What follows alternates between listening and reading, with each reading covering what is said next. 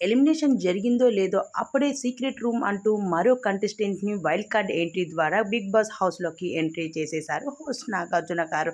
అయితే పోతూ పోతూ నాగార్జున గారు ఒక కంటెస్టెంట్ని తీసుకువెళ్ళిపోయారు. అలానే వచ్చినప్పుడు మరో కంటెస్టెంట్ని వైల్డ్ కార్డ్ ఎంట్రీ అంటూ తేజస్విని గౌడను ఎంట్రీ చేశారు. అయితే తేజస్విని గౌడ డైరెక్ట్గా ఇంట్లో హౌస్లోకి ఎంట్రీ ఇవ్వదు. అయితే మొదటగా తన సీక్రెట్ రూమ్కి అయితే ఎంట్రీ ఇవ్వబోతుంది. దాని తర్వాత ప్రాసెస్ ఏంటి అన్నది బిగ్ బాస్ చెప్పుకొస్తారు.